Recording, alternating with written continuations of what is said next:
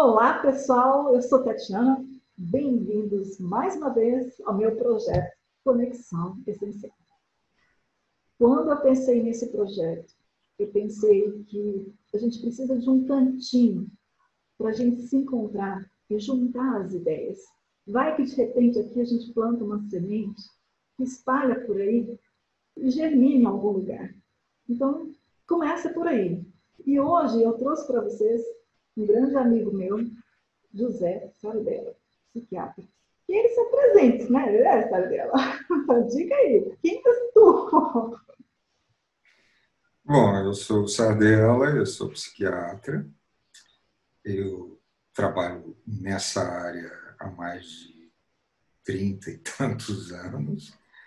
A minha formação foi na Federal de Juiz de Fora, depois eu fiz alguns anos de residência aqui no Instituto Felipe Pinel, passei algum tempo fora no Centro de Estudos em Saúde Mental na Itália. Nesse tempo, fiz a minha formação no manicômio judiciário de Barbacena, como psiquiatra forense. Voltei para o Brasil, estabeleci alguns sistemas de saúde mental aqui na região, trabalhei no serviço público há um tempo, depois abri a clínica onde eu trabalho hoje e trabalho basicamente como psiquiatra clínico, né, nesses últimos quase 30 anos aqui em Uberlândia. 30 anos só em Berlândia? Para você ver.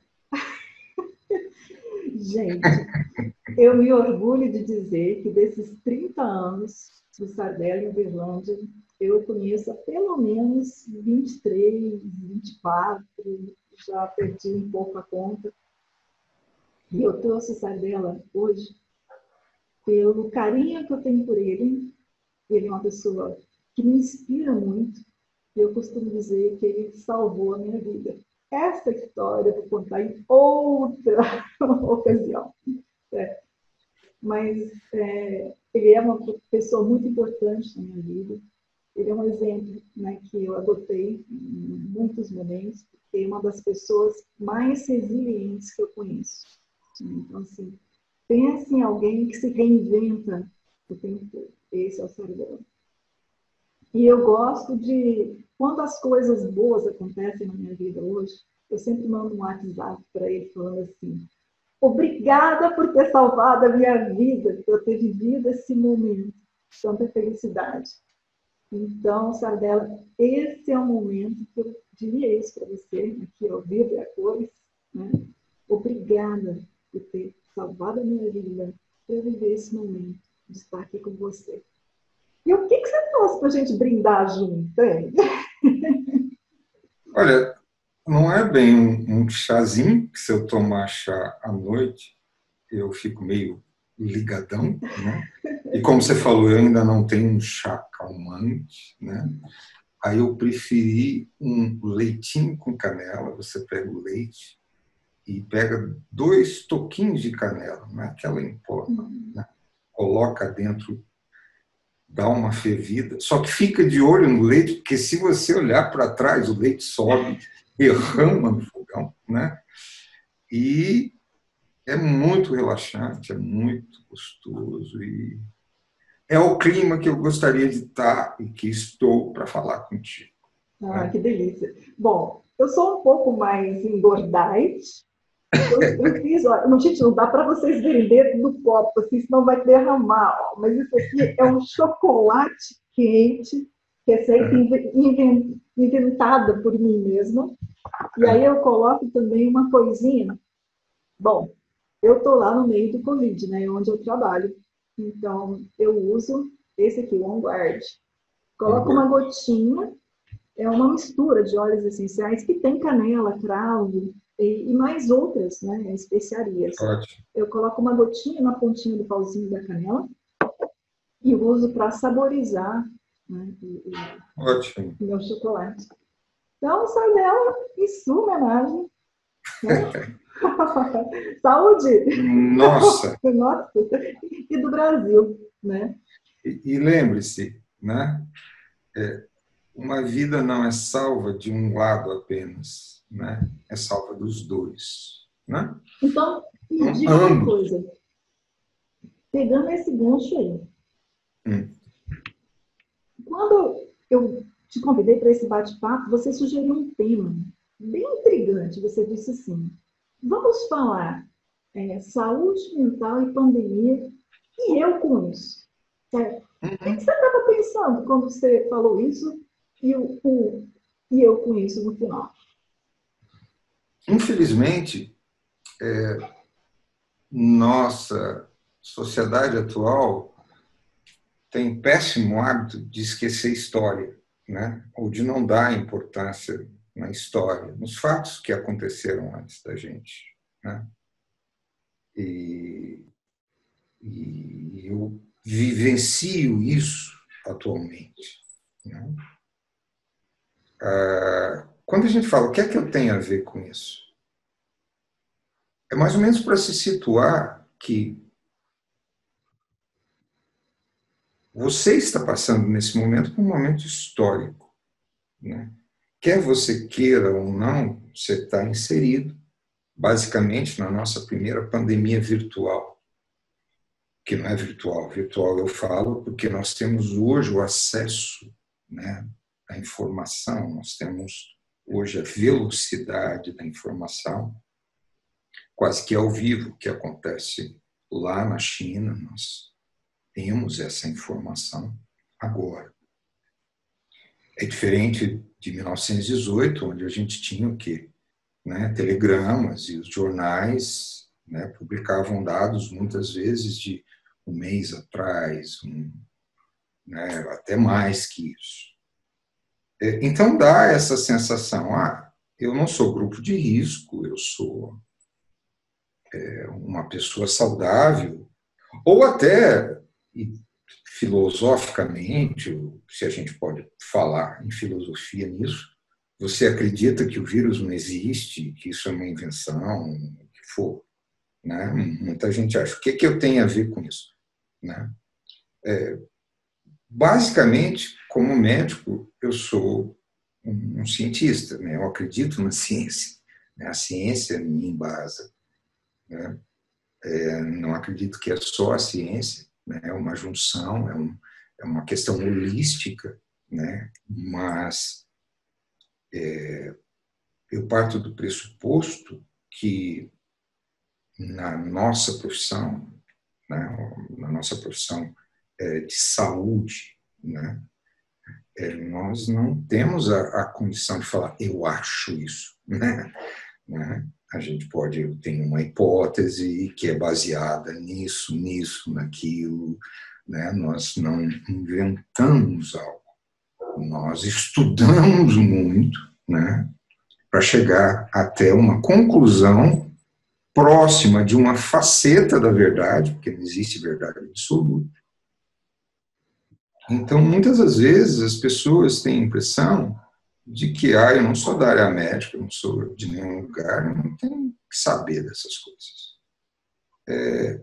Uma outra coisa que me preocupa, muitas das vezes as pessoas acreditam que, como está acontecendo lá na China, né, não tem nada a ver comigo. Hoje nós sabemos que não é assim, né? Tem a ver com você, porque se começou lá, né, de certa forma chegou aqui. Né? Então você tem a ver com isso. Né? É nesse sentido de dar um reforço histórico desses acontecimentos, de verificar ou falar, você está historicamente vivenciando isso. Não vai ser a sua última experiência pandêmica, né? Por questões que a gente vai falar aqui, nós temos a grandíssima possibilidade que outras venham, né? Então você tem a ver com isso, porque você vai sofrer as consequências desse momento atual, né? economicamente, socialmente, na família, onde for. Então, você tem a ver com isso. Então, você falando da nossa implicação com o que está acontecendo, e eu tenho visto, né, repetidamente em de várias fontes diferentes, ou seja, não é um canal único que fala isso. Né? E quando é um canal único, as pessoas desconfiam, falam assim, mas é porque é esse canal que fala. Mas não, eu vejo de várias mídias diferentes, vários canais diferentes, ou seja, é unânime que as pessoas comentem. Olha, nós tivemos recentemente nuvem de gafanhoto, né, lá da Argentina, no sul do país. Né? Nós tivemos ciclone bomba ali no sul do Brasil. Nós tivemos uma nuvem de poeira do Saara que foi em direção à América Central e Sul ali dos Estados Unidos, México. Eu esqueci o nome que deram para ela, não sei se era nuvem Godzilla, alguma coisa assim, né? Nome de monstro. Bom, esses foram alguns, né, que eu me lembro. Alguém comentou, inclusive, que teve um problema com vespas também no sul do país. Não sei, essa eu não cheguei a ver a matéria, foi comentário das pessoas. E eu vi uma reportagem de uma pessoa, eu não consigo lembrar o nome também, mas enfim, era um cientista brasileiro que trabalha na Unicamp. E ele falou assim que a Amazônia pode ser fonte das próximas pandemias. O Brasil tem grande chance de ter várias pandemias em função do desmatamento, da destruição, né, daquele meio ambiente, né, que estava em um equilíbrio e que quando a gente mexe, altera, né, aqueles vírus, eles saltam dos animais para os seres humanos e aí por aí vai. Inclusive, ele cita que o ebola, o HIV e a própria dengue, né, são algumas das consequências dessas nossas atitudes. Né? Como é que você entende, né, o avanço da nossa civilização, continuando na vertente do e eu com isso, né? Como é que você entende o avanço da civilização e isso que tem acontecido? Pandemias e complicações climáticas. Sim. Por exemplo, na nuvem de gafanhotos, ciclone, a nuvem de poeira, de areia do Saara. Historicamente, não necessariamente isso nunca existiu. É claro que existiu, tem relatos até em alguns livros bem difundidos, como a própria Bíblia, né, das pragas e tal, né, que foram até pouco tempo, né, e até pouco tempo que eu falo, porque até recentemente, né, essa questão profética de que o mundo está acabando e tal, né, eu acho que profecia tanto que o nosso mundo deve ter acabado ao longo desses últimos 2000 anos, umas 10 ou 20 vezes, né? Porque a cada momento o mundo está acabando. Eu interpreto que o nosso mundo, não é que ele acaba, acabam fases, acabam momentos, como a nossa vida. Nós temos várias mortes ao longo da nossa vida, que a gente vai fechando fases. O nosso mundo, ele também é um ser vivo, né? O que eu acredito é que, baseado em evidências, nós não estamos fazendo profecias, de que quando eu vou invadindo ecossistemas que há muito tempo estão em harmonia, né, eu provoco alterações. Tá? Quando eu vou aumentando progressivamente a capacidade de ir e vir num curto espaço de tempo. Hoje, em 30 horas, eu posso estar do outro lado do planeta, né? Posso estar no Japão, posso estar em qualquer lugar praticamente. Ótimo, né? São avanços fantásticos. Quando eu aumento a população, né, de uma forma importantíssima, eu, entre outros fatores, né, vamos pegar esses três, eu estou fazendo mudanças em uma estrutura. Exemplo, quando os portugueses vieram para cá em 1500, e o Brasil, 1500 é que a história fala, né? Bem anterior a isso, mas esse ecossistema estava preservado, né? Se a gente pode falar dos espanhóis, né? Tanto na cultura asteca como maia, quando vem a gente, né? Houve uma grande mudança, não só ambiental, né, mas houve uma disseminação do índio em si, não só pela morte, mas ele entrou em contato com doenças que ele não tinha essa imunidade.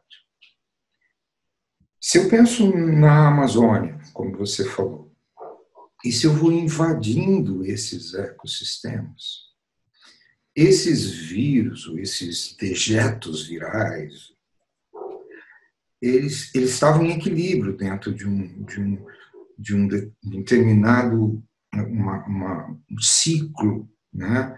Ou um mamífero, ou um morcego, por exemplo, na África, nós já tivemos o camelo como um dos vetores, alguns roedores, eles estão dentro desse sistema. Quando eu avanço e começo a destruir esse sistema, o vírus, ou o dejeto viral, ele tenta de alguma forma sobreviver. Então ele vai sair da onde ele está e vai tentar migrar para também poder seguir. Eu creio que o homem é o maior predador que existe, né? Não é tiranossauro, né? Tubarão. Nós somos os grandes predadores. E eu acredito num equilíbrio natural. O nosso corpo ele necessita desse equilíbrio, né? Dessa homeostase, senão ele adoece. A Terra também necessita desse equilíbrio, senão ela vai adoecer, né? Então, quando eu penso que nós estamos invadindo ecossistemas, nós estamos aumentando a população de uma maneira importante, nós estamos tendo maior capacidade de ir e vir. Nós, pela desigualdade que esse mundo nos dá, nós temos migrações, né? O que eu tenho a ver com isso? Houve uma grande migração venezuelana para cá, de outros países que nós estamos acolhendo, né? Então, você tem a ver com isso, né? Antes, tinha o quê? O norte que vinha para o centro-oeste para tentar o quê? Uma vida melhor. Tem os refugiados no continente africano. O mundo, né? Tem a questão do Oriente Médio. Então, as migrações têm a Síria, que basicamente é todo um país que não existe. Quantos milhões de pessoas, né, saíram de lá. Num mundo totalmente desigual. Então, eu acredito, sim, que não é uma praga divina, né? Muita gente acredita numa praga divina. Eu acredito que o meu Deus, ele não é dessa forma, né? O meu Deus, ele é um ser de equilíbrio, de luz. Mas o ser humano ele tem que começar a pensar que toda ação tem uma reação, né? Se eu planto mais sementes, eu tenho mais árvores. Se eu derrubo mais árvores, eu tenho mais erosão, né? É uma questão. Conforme a ação que eu faço, eu tenho uma reação de volta, né? A natureza ela é essa harmonia. Então, isso tudo que a gente está tendo, que nós já tivemos também em outros tempos, acredito eu, também derivado dessa forma como o ser humano se comporta como predador, né? Predador da própria espécie, predador do único mundo que ele conhece. Né? É mais ou menos isso. E eu, com isso, se eu jogar o meu lixo, né, fora do local, né, ok? O que você tem a ver com isso? Que esse lixo vai de forma inadequada, ou para um bueiro, ou vai entupir esse bueiro e vai, na época da chuva, encher a tua casa, né? Ou vai proliferar o maior número de doenças com uma outra pessoa que pode vir e retornar para você.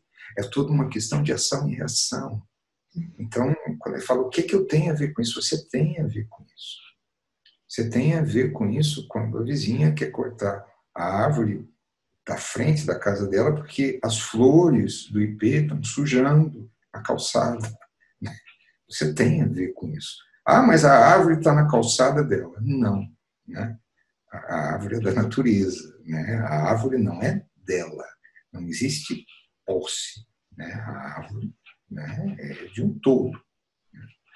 Então, o que eu tenho a ver com isso? Você tem a ver com isso. Você tem a ver pela sua ação e você também tem a ver pela sua missão.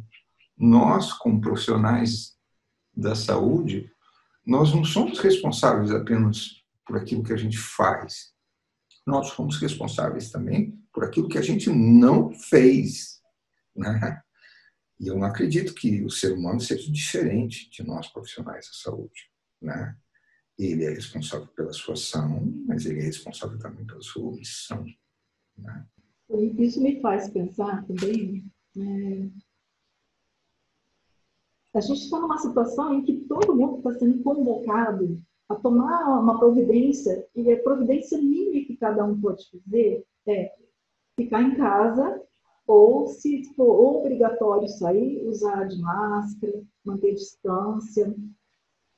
E então a gente tem passado questões complicadas, porque a população está sendo informada de que a gente só tem condições de fazer testes para as pessoas que estão com sintoma ou para aquelas pessoas que tiveram contato, né, com alguém que teve confirmação, né, do Covid-19, do coronavírus. Né? E aí o que acontece? Muitas pessoas aparecem e a gente tem assim, uma sensação de que elas estão inventando que tiveram contato só para vir fazer o teste. E se ela faz o teste, né, e a gente tem, às vezes, essa restrição, falta teste para quem precisa. Se você continuar com esse comportamento. Né? Então, se alguém fala, e eu com isso, mas aqui eu tenho direito de, sei lá, correr todo dia na rua, no parque, sem máscara. Eu tenho direito de sair com a minha família. Meus filhos têm direito, eles estão cansados de ficar dentro de casa, eles têm direito de sair na rua, andar de bicicleta, sem máscara, sem cuidado. Assim, todo mundo está se achando no direito de ter um pouco mais de liberdade, mas não consegue pensar na gravidade que é essa liberdade. Então, até hoje, a gente veio com esse comportamento, né, mesmo sabendo que a nossa felicidade tem que acabar ali onde começa a felicidade do outro, né, a gente acaba transgredindo, né, os limites. Isso faz sentido para você? Totalmente. Não é que faz sentido a ação, mas faz sentido o comportamento. Isso. A questão empática, que nós estamos perdendo cada vez mais, que é a possibilidade de você se colocar no lugar do outro, né? Ela tem sido, como diz um grande filósofo, né? Liquefeita, né? Cada vez mais a empatia muitas vezes tem sido vista como algo piegas, como algo menor, né? Esse é um ponto. Infelizmente, com todos os avanços tecnológicos que nós tivemos, nós não tivemos avanço empático, né? Muitas das vezes nós tivemos retrocesso empático. Não que eu não ache fantástico a gente poder ter essa entrevista, né, com segurança, eu na minha casa, você na sua, com toda a tecnologia, com tudo que isso pode ser revertido em benefício, muito pelo contrário. Mas isso também alterou a forma como as pessoas se relacionam, né? Segundo, eu vejo muito hoje um adolescente quase que crônico, né? Pessoas com... Adolescer é transformar-se. Eu não estou falando da adolescência no sentido da transformação, muito pelo contrário, a belíssima adolescência. Mas alguns aspectos do adolescer, né? Que é tipo, não, isso não vai acontecer comigo, que é muito próprio do adolescente, né? Isso pode acontecer com qualquer pessoa. Não, eu não vou usar camisinha, eu vou transar, mas não, isso eu não vou engravidar, né? Tanto da parte do menino quanto da menina, né? Então é algo que não vai acontecer com ele. E quando acontece, não, acontece com o outro, né? Alguns mudam esse tipo de postura quando alguém próximo da família ou quando ele mesmo pega a patologia e verifica isso. Mas, pasmem, tem pessoas que mesmo tendo alguém da família, mesmo pegando, né, ainda tem esse, não, isso não vai acontecer comigo, não, né, não é comigo.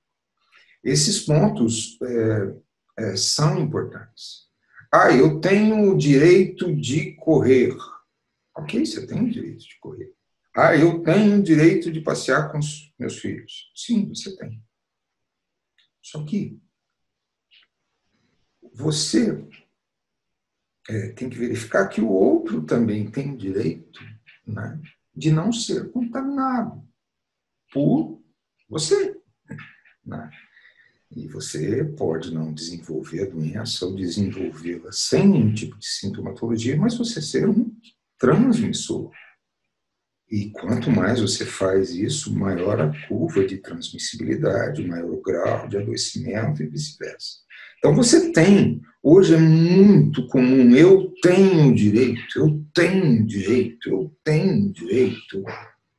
Sim, mas você também tem deveres, né? Você também tem deveres. Né? Nós sabemos o quanto não é terapêutico na educação de qualquer pessoa. Não é só o direito de, é o dever também de. Muitas das vezes, né, em proporções até maiores que o direito de. Né? O ideal seria que era 50-50, 50-50. Mas algumas pessoas não têm, ou não desenvolveram, ou não querem desenvolver essa questão do direito e dever. Né? Isso é complexo, porque a nossa forma de sociedade ela é desarmônica e muito desigual. Se nós quisermos mudar um pouco isso vai entrar num próximo tema que a gente vai conversar. É engraçado que me lembrou uma coisa. Eu tenho uma foto de Darwin no meu consultório. Né? Eu adoro Darwin, adoro a teoria da evolução. Né? E uma pessoa foi até o meu consultório e perguntou, viu a foto, né? Perguntou se eu era comunista. Né?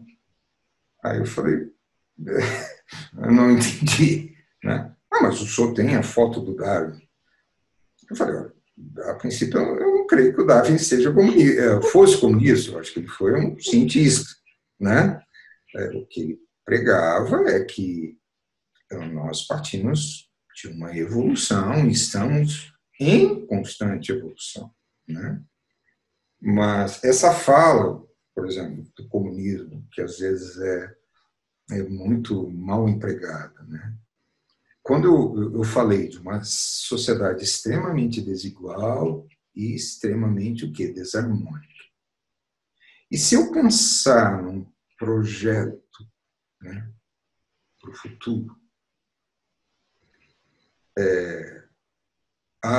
tem que acabar com o pobre, tem que acabar com o rico, aquela coisa meio, né?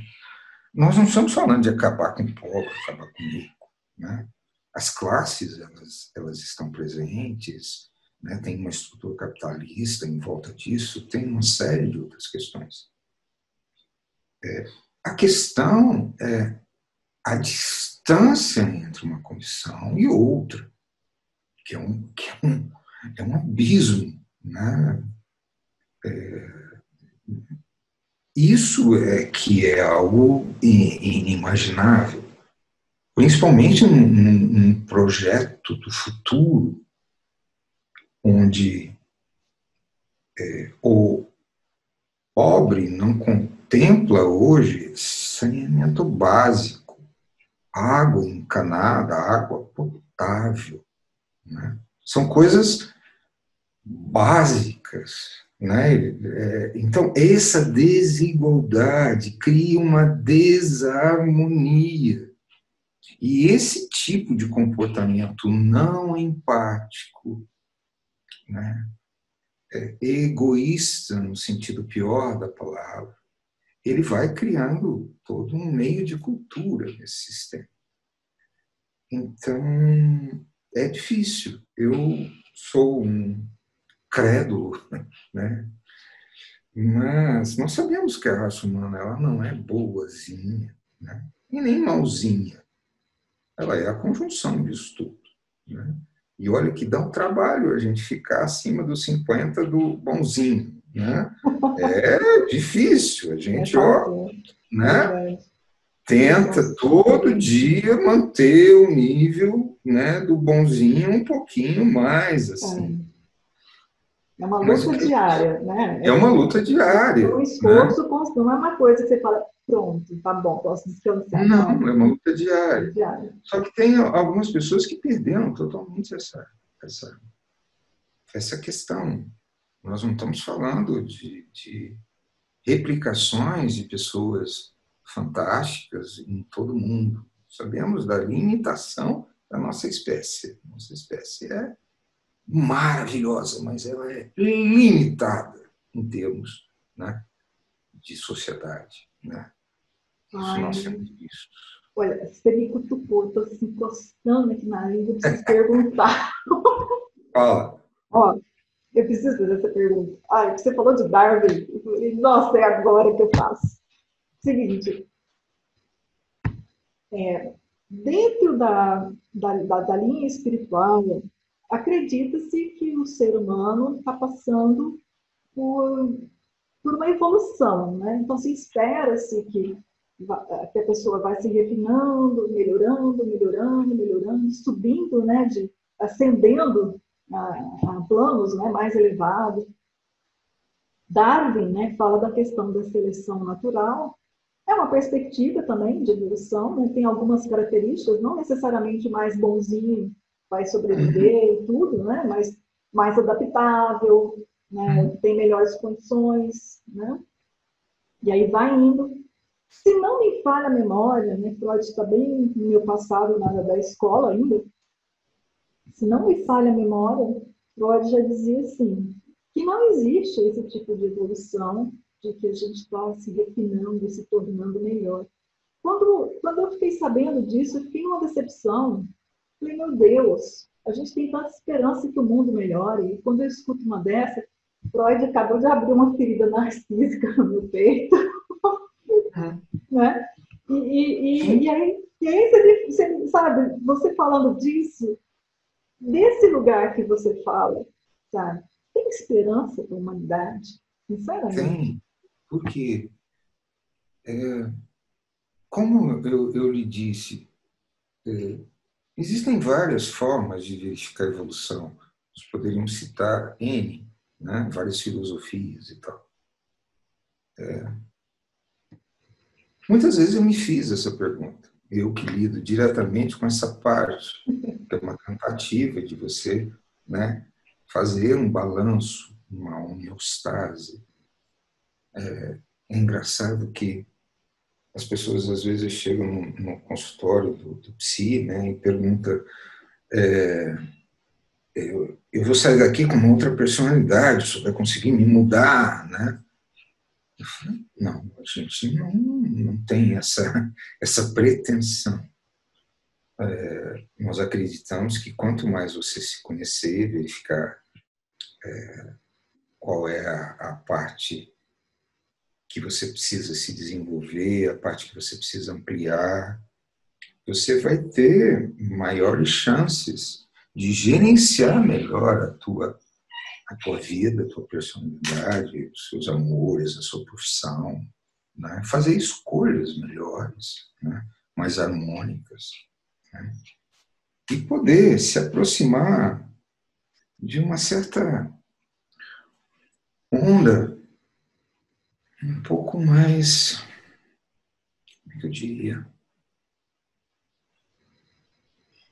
um pouco mais suave de se ouvir. Não é a pretensão de que o ser humano se torne, né, alguém totalmente espiritualizado, totalmente empático. Isso é, na minha opinião, algo fora da capacidade humana. Mas é que ele possa, ao longo do caminho, nesse conhecimento, né, aprender a gerenciar um pouco melhor essas questões. Eu creio nisso. Não é numa isenção de maldade, não é isso. Mas é de um reconhecimento, no mínimo, da onde você se encontra, o que é que você está fazendo, quais as consequências em relação ao outro. Isso falta muito. Eu acredito que quanto mais isso possa ser colocado à disposição das pessoas, mais a gente vai chegar nesse conceito darwiniano, espiritual, holístico, da busca desse crescimento. Não é você retirar partes do humano, é você incluí-las, mas num reconhecimento. Porque quando você reconhece, você pode interferir nisso, né? Não é extirpar isso. Você pode fazer com que isso não tenha a amplitude, né, que a gente vê por aí em termos de ações sociais. Quando você me pergunta se eu tenho esperança, é claro que eu tenho esperanças, mas não é daquela coisa poliânica. Poliana é ótimo. Não, nós somos uma espécie que temos muito pela frente. Nós somos uma espécie com recursos. Isso é que me coloca para frente, né? Que me faz levantar e verificar, né? Eu não quero transformar uma pessoa, eu quero que ela se conheça e ela possa, né, gerenciar melhor, né, todas essas emoções negativas, positivas, né? Porque esse estado de felicidade, né, isso é uma coisa meio, né, eu acho que a gente tem momentos, construções, isso é muito legal. Nós não temos uma linha, eu estou feliz, eu sou feliz, né? Ok, quanto mais você entra em harmonia, mais a possibilidade de você ter mais momentos em que você sinta essa questão. Mas a luta em si, né, até para que você consiga isso, é uma luta árdua, né? A gente não consegue, né, à toa esse estado. Ele é uma construção diária, né? E não é uma constante, eu cheguei, estou feliz, agora está pronto. Não, aí você, né, tem que verificar quais os outros pontos, porque esse conceito de felicidade é tão mutável, né? Tão mutável. Falando em pandemia, né? Eu acho que é tão legal, porque com os shoppings fechados, algumas pessoas estão descobrindo que elas vivem sem precisar ir no shopping, entendeu? Que a grande maioria das coisas lá, né, não fazem nenhum tipo de diferença, né? Fazem, né? Verdade. Né? Que a roupa X ou Y, né? Isso talvez seja o lado bom da pandemia, né? Apesar que eu estava lendo uma reportagem que na abertura dos Estados Unidos as lojas ficaram todas afogadas, mas é o contrário, é você perceber que isso não fez uma diferença, né, na tua vida. É isso aí. Então, você falando, estava pensando aqui, então, que existe uma coisa que evoluiu de fato, que é acesso à informação. Se tem uma coisa que a gente pode falar que, sei lá, 5.000 anos evoluiu, é acesso à informação. E essa velocidade que você falou, né, em 30 horas eu posso cruzar o planeta, né, numa viagem. E, então, se a gente tem acesso à informação cada vez mais, e eu vejo assim, mesmo pessoas que são muito pobres, que têm uma casinha lá que não tem água e esgoto, costumam ter pelo menos um celular em casa, né? E às vezes tem até um aparelho de televisão. Então, assim, existe uma possibilidade de acesso a algum tipo de informação. Algumas de qualidade, outras duvidosas, né? Mas tem acesso à informação. E com esse acesso à informação, a gente consegue começar a fazer relações que, sei lá, 5.000 anos atrás, talvez não fosse possível. Por exemplo, aquecimento global, né? Relação entre pandemia e destruição do meio ambiente. Então, assim, a gente consegue perceber isso. E se a gente começa a perceber que existe uma relação entre as coisas, então a gente tem essa capacidade hoje de fazer escolhas melhores. Então, assim, eu não sei se o ser humano evolui para ser melhor, para ser bonzinho, mas a gente evoluiu para um ponto de escolher. Hoje nós temos condição, pelo menos a maioria da população, não sei se é todo mundo, mas a maioria da população que tem acesso à informação, ao mínimo de educação, tem condição de pensar o que é que nós vamos fazer com o mundo daqui para frente. Porque o que a gente fez até agora não está funcionando. Nosso sistema de alimentação não pode continuar o mesmo, nosso sistema de lidar com a natureza e o planeta não pode continuar o mesmo, não dá para continuar o mesmo em nada. E isso que a gente tem feito, né, e as consequências que a gente tem sofrido, tem trazido um estresse enorme. Então, pensa, agora é a hora da escolha, certo? E esse é um fato, fica jogado aí para todo mundo, né? Vamos pensar junto, cada um vai pensar o que quer para esse mundo no futuro. Se querem continuar desse jeito, e se a maioria escolher continuar desse jeito, vai afundar todo mundo. Se ficar uma minoria pedindo, por favor, gente, eu vou fazer minha parte, alguém também faça a sua, né? Se for uma minoria, nós não vamos ter força para vencer, né? Porque a gente precisa vencer para sobreviver como coletividade. Certo? E aí, pensando nessa insegurança que a gente está, porque às vezes eu penso, eu faço a minha parte, mas o outro não está fazendo, certo? Como é que uma pessoa passa por esse estresse? O que isso impacta na vida de um indivíduo e na vida da comunidade? Sim. Antes de entrar nisso, eu gostaria de fazer uma observação quanto à informação.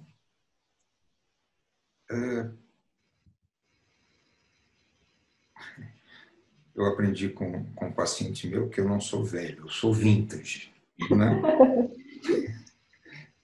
O que eu noto é que, ok, nós temos um acesso maior à educação, mas nós perdemos o encanto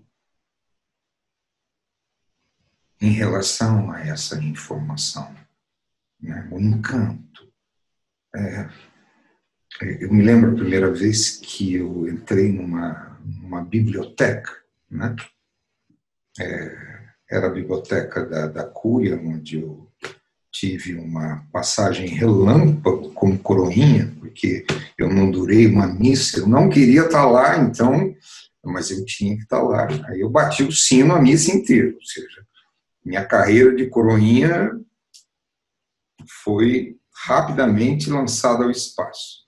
Mas o que mais me encantou a primeira vez que eu entrei, né, como eu sou uma pessoa vintage, né, eu não tinha internet, né, quando eu me encantei com aquela quantidade de informação, de saber, né, de estrutura. Hoje o que eu verifico é que esse encantamento ele tem perdido um pouco o senso. Algo que era tão difícil e precioso, né, e hoje é tão grande e acessível, né, e ao mesmo tempo um desencantar com a informação, né? Ah, eu li o livro. Leu? Li. Eu li uma resenha que estava na internet, né? É um resuminho, né? É legal a história, né? Ótimo, né? Mas você leu, né? Você viveu o personagem, você imaginou a cena. É mais ou menos. Eu sou vintage, não sou velho.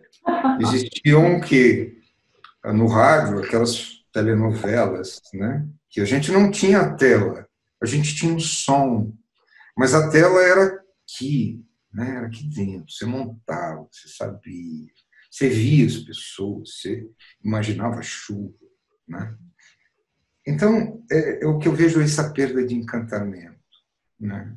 Por tanto saber disponibilizado.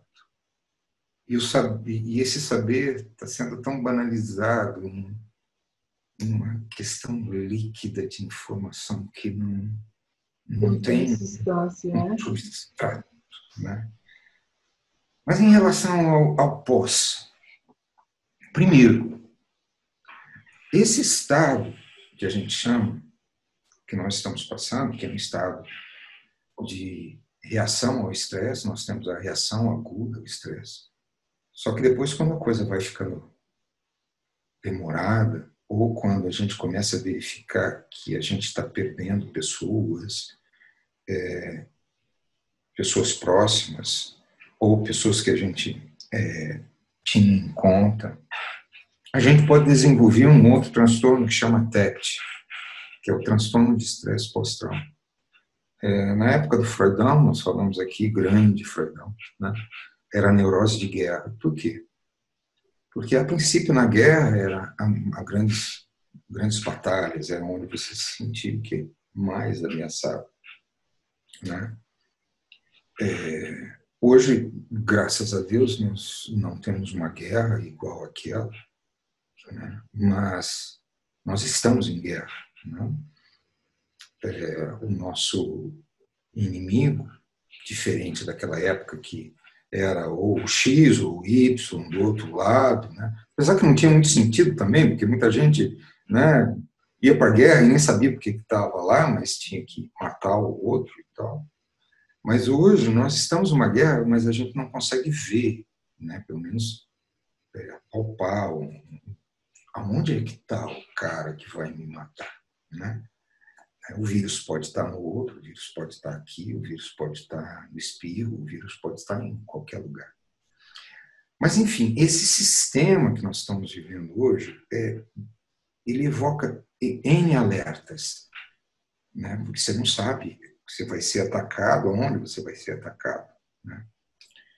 E esses alertas, né, o tempo todo, né, essa carga de adrenalina e cortisol e dopa e todos esses componentes, vai fazendo um substrato negativo em todo o nosso sistema, inclusive no nosso sistema nervoso central.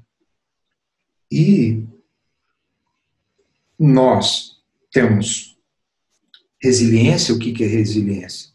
É uma capacidade de suportar estresse. Mas cada um tem um tipo de resiliência. Às vezes um tem maior resiliência em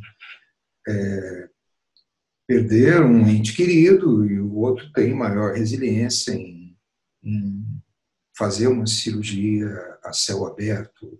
Nós vamos falando qual é a resiliência melhor ou pior, mas as resiliências, as capacidades são diferentes de suportar.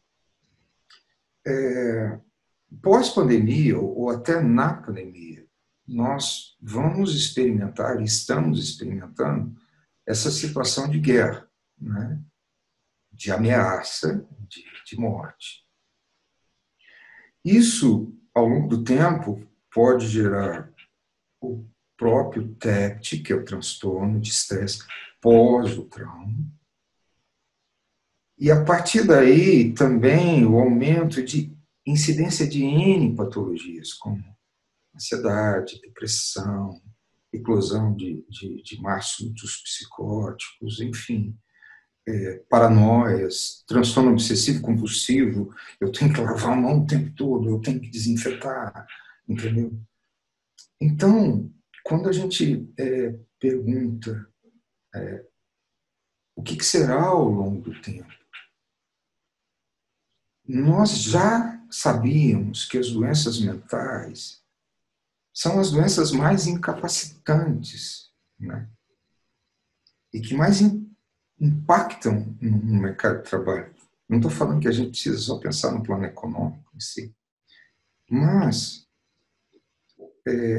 a desestruturação da saúde mental não é só uma questão de afastamento do trabalho, é uma desestruturação da pessoa em si, é uma desestruturação de quem está perto dela, uma desestruturação conjugal, uma desestruturação familiar, muitas das vezes.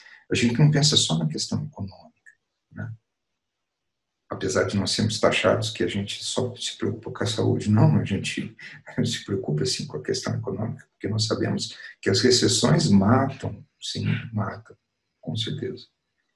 Então, nós temos, nos próximos anos, uma grande probabilidade, mas eu estou falando uma grande probabilidade, da eclosão, do aumento progressivo das patologias na área da saúde mental. Porém, o que eu também vejo, nós discutimos até antes de começar esse programa, é um certo desmembramento de uma possibilidade de acolhida. Eu não estou falando só na saúde mental. Eu acho que uma das questões importantes que a gente começou a tomar pé, não nós, mas alguns setores políticos, é da importância do Sistema Único de Saúde, né? Porque o nosso país ele tem um sistema de saúde que, a princípio, teoricamente, é um dos mais avançados do mundo.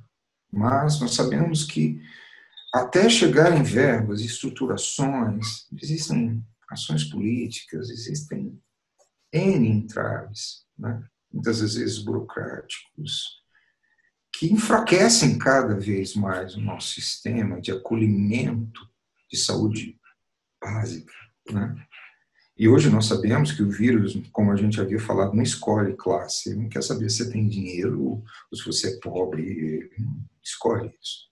Então, quando a gente pensa em investir em saúde básica, ter um plano sanitário, né? É o plano econômico do governo X, é o plano econômico e o plano sanitário, né? O plano básico para diminuir desigualdade, para melhorar a questão de base, né? Eu não quero cobertura com piscina para a classe que tem dificuldade financeira, mas eu quero o que água no chuveiro, água tratada, esgoto, ele apertar o botão da privada e poder ter um mínimo de higiene, não cair no rio lá embaixo. Então, quando a gente vê isso, o pós-pandemia, nós temos que pensar como que nós vamos construir, né, esse nosso, eu não diria novo modo de pensar, eu detesto esse novo normal, nunca gostei do normal. Né? Normal, para mim, é uma palavra, de uma certa forma, asquerosa, mas como que a gente vai rever a forma como a gente vê esse mundo? Como é que a gente pode mudar um pouco esse olhar? Né? Como é que a nossa sociedade está estruturada? Qual é a questão de civilidade, né? De civilização, né? Que está cada vez mais difícil essa questão de civilidade. Né? Eu não estou falando só a respeito de acesso a questões básicas e também a um programa de prevenção em saúde mental. Né? Nós fazemos programas de prevenção em várias áreas. Nós teríamos que ter hoje um acesso, né, durante esse processo e pós, a um acompanhamento em saúde mental, né, de uma equipe multiprofissional, porque são várias áreas que está aí. Né? Não é só comprar mais hidrocloro e outras tantas. Eu nem vou falar aqui, né? Não vou falar, porque senão algumas pessoas ainda vão né? Eu não gosto de falar substância, nem o nome da substância para não, né? Sem um embasamento, né? Então, eu me preocupo em relação à saúde mental dos próximos anos. É notório que nós vamos ter muitos problemas. Né? Vamos ter a recessão, sim, sem dúvida. Não é uma questão de não ver isso. Mas o adoecimento, ele vai aumentar. Né? Num país em que isso não é tão... Né? Não estou falando só do Brasil, alguns outros países também não acham tão interessantes. Né? E uma coisa, eu não estou falando só das pessoas que leigas, eu estou falando até das pessoas de classe, da própria classe médica. Né? Eu tive um comentário de um colega que falou: você deve estar tranquilo em relação à pandemia, os psiquiatras não estão entubando, não estão fazendo nada. Né? Eu falei, realmente, nós não estamos entubando, né? Nós não estamos colocando ar na traqueia do paciente. Mas a gente está cuidando da equipe, colocando ar na equipe que está tratando desse paciente, nós estamos colocando ar na família desse paciente, nós estamos colocando ar, depois que ele for desentubado, na vida desse paciente. Né? Então, né, se é uma questão de ar, questão de dar possibilidade, né? Falar de saúde mental é atuar muito mais do que um paciente, atuar em todo um contexto. Né? Então é isso, nós temos essa possibilidade de mudar esse olhar, não de uma maneira poliana, que tudo é lindo, maravilhoso, não. É uma batalha diária, o conhecimento está aí, ele é rico.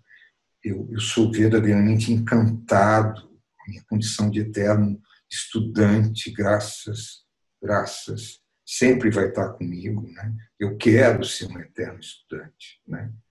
Isso é alimento. Né? Você se encantar. Né? Mas não com essa informação shallow, né? Pasteurizada, manipulada. Você tem que aprender a pensar, buscar coisas um pouco mais profundas, verificar de onde a informação vem, quem falou, né? Tem capacidade para estar falando aquilo, tem experiência para estar falando aquilo, porque isso não é conhecimento. E eu nem acredito que isso é informação, porque Informação parte do pressuposto de uma clareza, de uma ética, de algo real, de algo, né? Isso que eu acredito que seja informação. Você informa alguém, mas informa baseado realmente em fatos, em conhecimento. Isso é informar, né? Esse tipo de informação é muito mais uma desinformação que está acontecendo. Mas, então, na verdade, você falando, eu estava pensando aqui também que existem duas maneiras de você pegar para você, tomar alguma coisa como sendo uma verdade. Uma é você investigando aquela informação, qual é a fonte, se isso procede, quem é que falou, né, qual que é o currículo desse que você está falando. E a outra é a informação que você toma como verdade, porque ela vem num apelo afetivo, ou seja, é uma, digamos que é um entendimento emocional. Você está querendo, vamos supor, se você quer encontrar um culpado para alguma coisa, né? Você já tem isso dentro de você, você tem essa vontade de encontrar um responsável e um culpado. Se aparece uma notícia falsa, mas que diz aquilo que você gostaria de ouvir, você toma aquilo como verdade e defende como uma evidência. Então, racionalmente, se a gente for fazer uma pesquisa e tentar entender a fonte disso, pode ser que isso não seja uma coisa muito boa, não seja uma informação decente, mas como ela chega com esse apelo emocional, combina com aquela sua gana, né? Alguma coisa assim, um afeto ligado àquilo, você toma aquilo como verdade, né? E acaba defendendo uma coisa que é furada. É engraçado. Eu acredito que tem pessoas que falam, e eu conheço. Eu conheço por quê? Até o sabonete que você escolhe no supermercado, a pasta de dente, né? A marca da massa de macarrão, tudo há um estudo para te envolver o cheiro, a forma, a cor, né? Tudo, né? É pensado para que quando você chegue lá, o seu desejo, né? Você encontre um canal de expressão do seu desejo, né? Hoje nós sabemos que a gente compra muito mais com essa parte do que com qualquer outra de principalmente as famílias que têm um poder aquisitivo maior, né, do que pela necessidade em si. A informação é do mesmo jeito. Essa informação ela vem toda estudada para capturar o teu desejo, né? E aí você se conecta com aquilo sem questionar, né? Se questionar até se o seu desejo é um desejo aceitável, né? Se é coerente, se esse desejo realmente tem um embasamento, né? Ou se é um Então, desejo, ou se é um desejo líquido. exatamente, se é um desejo líquido.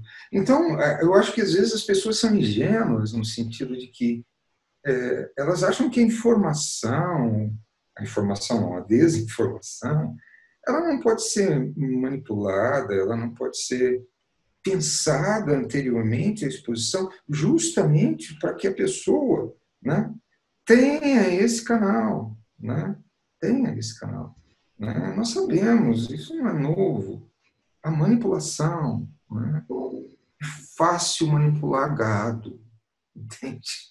E se você é gado, né, se você não pensa, é gado que você é, né? Que você vai em manada, né? Você vai em manada, né? É mais difícil você não ser gado, e as pessoas não querem essa condição, porque quem não é gado pensa, né? Reflete, condiz, às vezes contradiz ou simplesmente fala, por favor, né? Sai e toca a vida, né? Então, há toda uma estrutura que gosta da condição de gado, né? E nessa ânsia, como a gente fala, quando você me falou se eu acredito na evolução.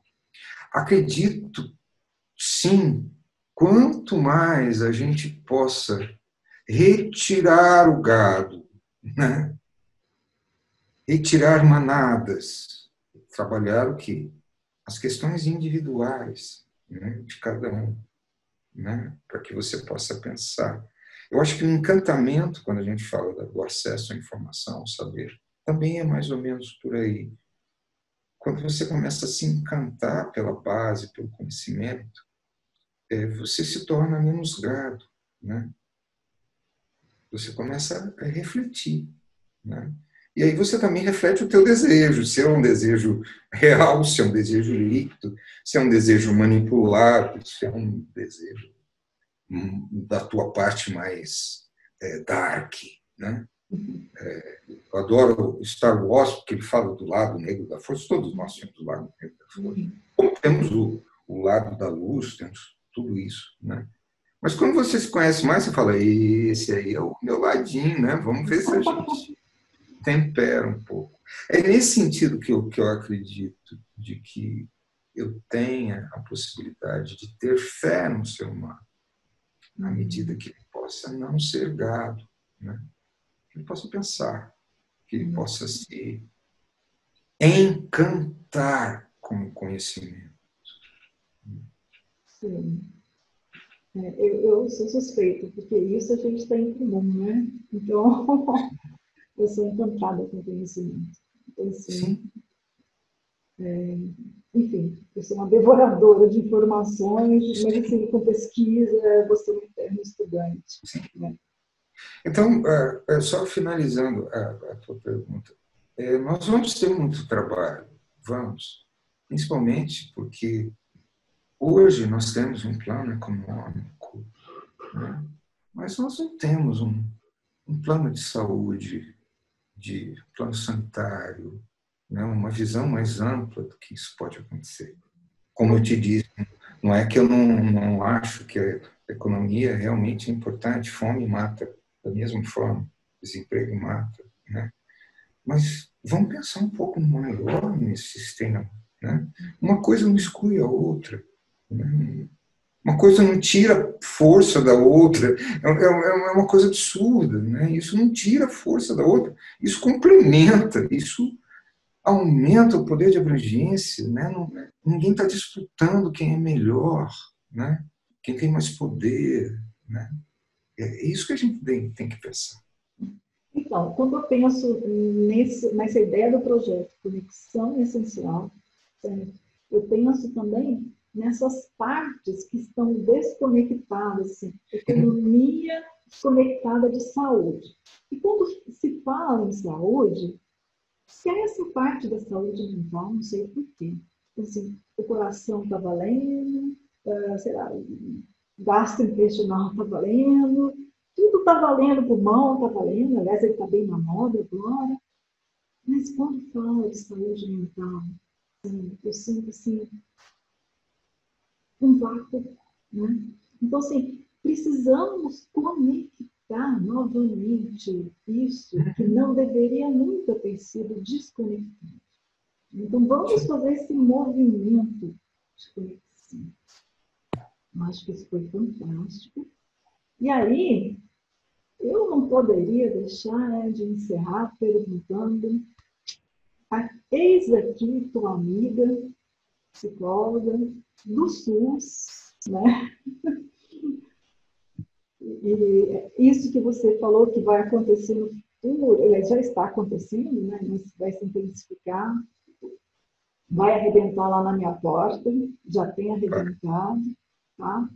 Então, já tem aparecido pessoas assim com um comportamento obsessivo compulsivo, já tem aparecido pessoas assim com um grau de ansiedade bem elevado, um misto de ansiedade e depressão, e aí fica assim, poxa, gente, eu até entendo, né, que existe o adoecimento, tudo, mas o contexto predispõe ao adoecimento, então eu não posso nem falar assim, olha, é uma coisa dessa pessoa, eu vou só tratar com esse remédio, e tem um contexto para ser tratado, né?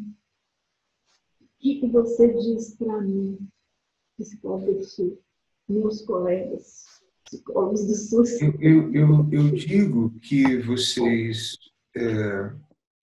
a princípio, têm que cuidar muito bem da saúde mental de vocês. Por quê? Como o médico que está hoje em front, né, em 25% é infectado e morre, né? Se não houver uma mudança nessa visão, só um adendo, a repercussão de não ter uma cama de hospital e um respirador, ótimo, é fantástico. Mas eu fico pensando, e a repercussão de você chegar com uma demanda de saúde mental, com um adoecimento importante, e você não ter? Ou se você, como profissional de saúde mental, vai escolher qual que é o mais grave, né? Que é uma coisa difícil para a gente. O que a gente vai, né? Nós não temos bola de cristal. É mais ou menos saber quem é que morre, entende? Quem é que vai morrer? Quem é que vai morrer? É mais ou menos a escolha de Sofia, né? Nós, profissionais da saúde, vocês, principalmente do SUS, que são os nossos super-heróis, né?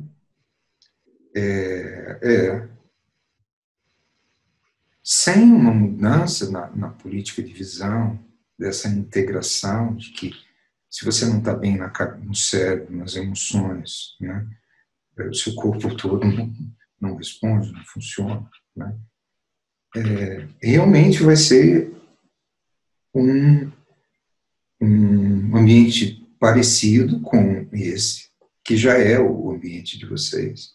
E se vocês não se cuidarem, vocês vão adoecer muito mais do que 25%, né, como equipe. Né? Vão. Eu já fui parte do sistema de saúde básico durante muitos anos. Eu sei o quanto de idealismo nos impulsiona muito mais do que o salário que a gente ganha no final do mês. O idealismo é muito maior. Exatamente. É aquilo que a gente idealiza. É muito bom isso.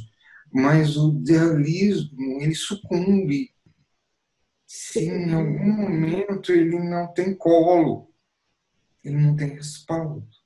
Né?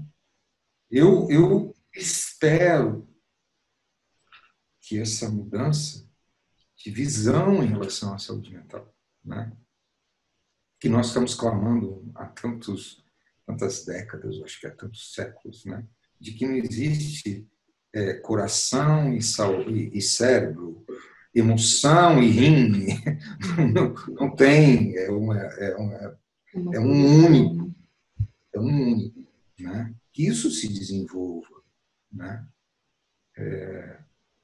principalmente com os gestores, que muitas das vezes são nossos colegas, né? E a gente fala, pô, esqueceu, filho, né? do que é. Muita gente a gente pergunta, peraí, esqueceu, né?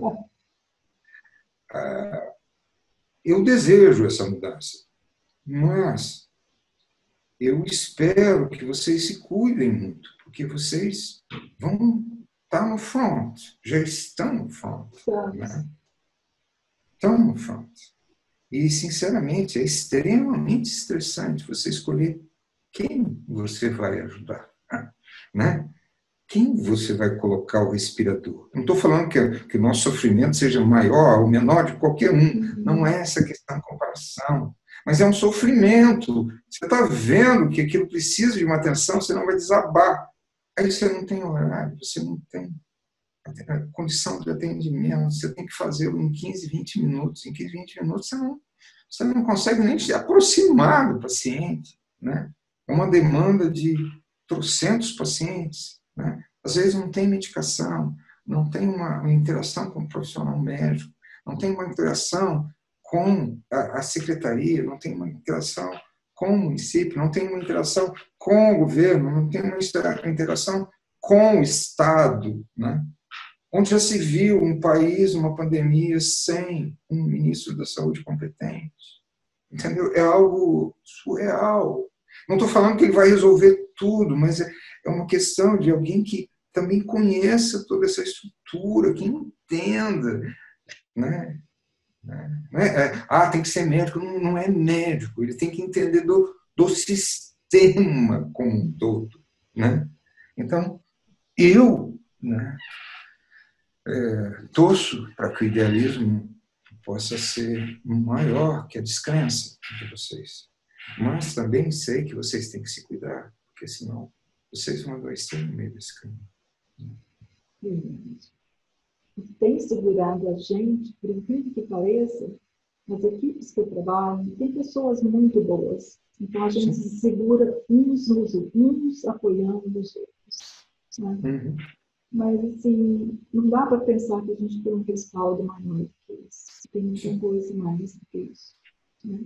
E o que eu sinto mais falta nesse momento é que os casos que chegam para nós, antes da pandemia, a gente tinha, assim, instrumentos, né, de arranjo.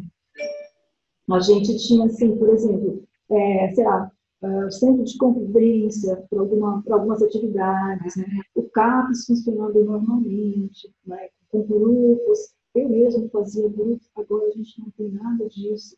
Então, a pessoa chega, né, para acolhimento, e eles têm vindo, né? Porque uma coisa é você ficar de quarentena numa casa que tem 4 banheiros. Outra coisa é num barraco de um cômodo que não tem, que tem 10 pessoas e não tem sanitário, não tem, né, um buraco no chão, esgoto escorrendo na rua, água de gato, luz de gato, né? Então, as pessoas chegam e a sensação que eu tenho, às vezes, é de uma impotência muito grande, porque sou eu e ela. Né? Exatamente. Eu que tenho que dar conta daquilo sozinho. Então, assim, cai em cima do psicólogo uma questão que vem social, um problema social, um problema econômico, político, um problema sanitário, sabe? E fica eu e aquela pessoa. E eu fico, às vezes, num impasse pensando, meu Deus, né? Se fosse um momento em que a circunstância fosse favorável, né? Se a gente pudesse fazer outras coisas, mas não tem mais o que fazer. Eu entendo. Nós não temos ressonância magnética, né, para o nosso diagnóstico. Não estou falando que não tem questões clínicas que possam dar isso. Mas lá, né, nós não temos esse aparato. Qual é a nossa medicação? Claro que nós temos os medicamentos e tal, mas a nossa medicação é o que? A fala, tempo, né? O acolhimento. E isso realmente é necessário, né? Um cirurgião, ele pode, claro, ele pode operar debaixo de uma barraca, mas a probabilidade do procedimento cirúrgico, né, não ser o ideal, é diferente dele operar dentro de um centro com uma estrutura, né? Eu não estou falando que a gente não possa usar a palavra, né? Mas é todo um contexto, é o tempo, é a possibilidade, né? É a privacidade, tá? É difícil você falar alguma coisa tão íntima no meio de 40 pessoas, é a privacidade. Mas não é só isso, sabe? Eu penso assim, uma coisa é a palavra naquele encontro, mas outra coisa é aquela pessoa voltar para onde ela veio. Né? Exatamente. Esse lar, essa casa, essa condição de sofrimento, de miséria, exatamente, de descaso, de abandono. Não existe palavra, não existe técnica nenhuma de um psicólogo ou de um psiquiatra, não existe uma medicação, né, que arranque da pessoa, né, a dor desse descaso, dessa miséria, dessa Essa discrepância. desigualdade. Desigualdade. E nós não estamos falando de coisas, nós estamos falando de coisas básicas, um teto, né? Água, né? Luz, né? Saneamento, proteção, coisas básicas. Nós não estamos falando de caviar, né? Nós estamos falando de arroz, feijão, ovo, entendeu? Essa é a minha maior dor, sabe? Sim. Quando a minha palavra, ou a minha técnica, ou a, sei lá, a linha de trabalho que eu tenho, que eu sou psicodramatista, sabe? Quando isso não vence, sabe? A Tem palavra condição. que alimenta a fome? Não. É difícil. É uma condição fisiológica. Entende? Você pode falar muito, né? Ótimo. Mas a fome, ela, né? Claro que tem fome de conhecimento, tem fome de conversa, mas a fome em si, a fome de comida, né? Tem gente que não comeu, né? E possivelmente, se voltar, vai ter arroz, se tiver o arroz na geladeira. Então, quando a gente falou daquele processo, né? Nós estamos falando, não é de extirpar ou de todo mundo, é de diminuir essa distância, essa desigualdade. Nós não estamos comparando prédio com piscina e favela, não é isso. Nós estamos comparando questões básicas de civilidade, de dignidade, entendeu? Isso realmente nós nos sentimos impotentes, né? Porque não há palavra, né? Nem técnica, não existe técnica que dê Técnica. jeito nisso. Não Nem Freud. Falamos do Freud, nem Freud. não tem. E aí o cara vai lá, enche a cara de pinga. Ah, é bebum. Não estou falando que ele deveria encher, mas a gente tem que entender o contexto, né? Uma vez no serviço eu bebo, porque eu tenho fome, né? Eu estava falando com o sem-teto. A bebida, além de me fazer esquecer um pouco da condição que eu estou, passa fome. E é mais fácil, com R$ 1 eu compro, né, a pinga. Então, você tem que entender o contexto. Não falar, um alcoólatra, vagabundo. Mas peraí, onde é que ele está? Se eu tivesse no lugar dele, eu tomaria 10 litros, né? Não estou incentivando ninguém a beber, por favor. Eu só quero que vocês vejam contexto geral, né? Antes do julgamento, ou do pré-julgamento. Bom, a gente poderia conversar Noite horas. toda. Você tomando leitinho e eu chocolatinho, hoje até acabou. Ok. Cara, foi bom demais estar com você mais uma vez. Nossos encontros são mágicos. Isso aí. Eu vou fazer um pedido online. Gente, eu vou aproveitar que eu estou com o Sardélia, que é o cara que é chegado nos laboratórios, cheio dos contatos. Certo? Eu vou fazer um pedido, vou jogar aqui do projeto Conexão Essencial, um pedido que eu fiz hoje assim, para uma pessoa e agora eu quero colocar em público. Gente, no momento em que as pessoas estão usando aquele remédio, que eu não consigo pronunciar direito o nome, e assim, eu queria fazer um apelo, que a gente pudesse pensar em várias alternativas, já que pode pensar naquela, por que a gente não pesquisa o efeito dos óleos essenciais? Esse aqui, ele tem fama de ser um óleo que ajuda na questão imunológica, dá suporte para o organismo e ajuda na questão imunológica. Então, assim, a gente precisa no Brasil de mais pesquisa. E eu acho que a gente precisa de ter um pouco menos de preconceito, porque eu acho que agora não é hora da gente pensar na medicina alopática, na medicina homeopática, em lados opostos, na naturopatia, sei lá, na medicina holística. Enfim, é um momento da gente juntar todo o conhecimento de todas as medicinas e não deixar ninguém de fora. Juntar forças. Vamos fazer alguma coisa todos os recursos, em vez de ficar puxando a sardinha para o nosso lado e ficar num cabo de guerra, um puxa para a naturopatia, o outro para a alopatia, em vez de a gente puxar para lados opostos, vamos juntar forças. Estou desafiando. Quem aí quer fazer a experiência? Quem é que tem um laboratório? Não sei como é que funcionam essas experiências, para a gente verificar, né, o efeito que isso pode ter no tratamento disso que está surgindo por aí. E sabe qual é a parte mais legal disso? É que se a gente conseguir descobrir, né? E eu estou falando descobrir como se fosse assim, algo que ninguém conhece. E não é verdade, porque no PubMed tem várias pesquisas que já falam disso, que já têm tido sucesso com algum desses produtos. Mas se a gente conseguisse entender que da natureza vem o nosso alimento e vem o nosso remédio, eu acho que a gente teria uma relação diferente com a natureza.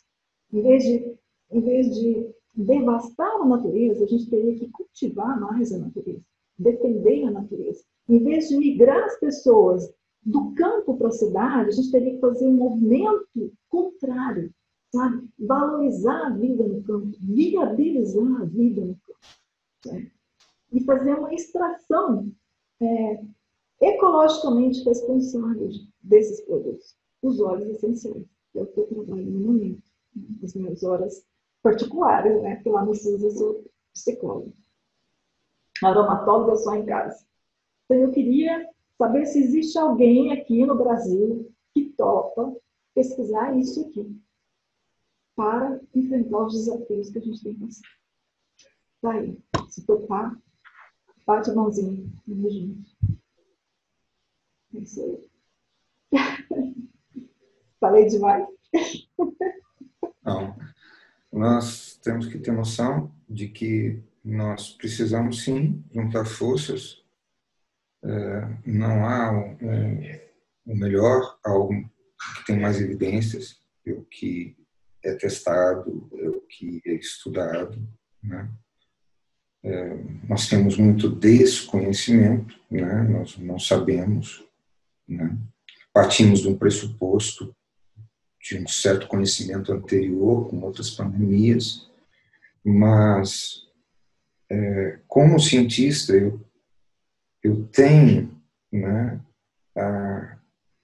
a visão de que, como eu te disse no começo, eu não acho nada, né? O que eu acho é na evidência daquilo que foi estudado, daquilo que foi visto ao longo do tempo.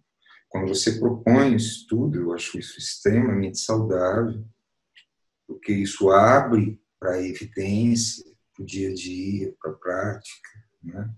Uma coisa não exclui a outra, e vice-versa. E quanto mais você põe isso no nível do estudo, né, do acompanhamento, mais você sai da esfera do eu acho. Né? Exato. Eu acho. Né? Então, isso é importante, manter essa visão aberta. Ciência não é exclusão das questões da natureza. Ciência é a natureza. Né? Mas nós temos que ter, como eu disse, um encantamento pela informação, a responsabilidade, né, pela divulgação da boa informação, da boa prática, né, a responsabilidade, né, não é só o direito. Né? E quando se abre a pesquisa, uma pesquisa séria, uma pesquisa, né, de um follow-up, de acompanhamento, tudo é possível, né? Porque é o caminho. Né? Nós não achamos, né? Nós procuramos a informação mais válida possível. Né? Eu, como alopata, você, como aromaterapeuta, o fitoterapeuta, o homeopata, ou seja, qualquer outra linha deve partir do pressuposto, não é? Eu acho. É baseado em tudo que a ciência já viu, o que se formulou, como se formulou. Né? Essa é a base, né, de qualquer tipo de intervenção. Né?